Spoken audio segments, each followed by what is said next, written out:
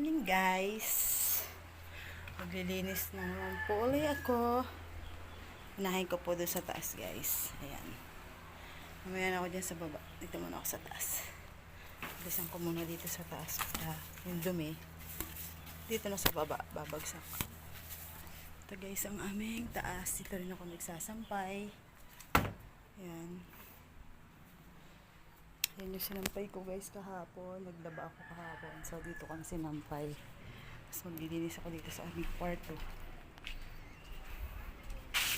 Grabe, ang dami. Hindi naman ako guys dito natutulog eh. Doon sa baba. Kaso itong anak ko dito nagtatambay. Dito siya nagtatambay. Dito siya natutulog. Kabok. Mga ano ng kabok. Linis tayo guys.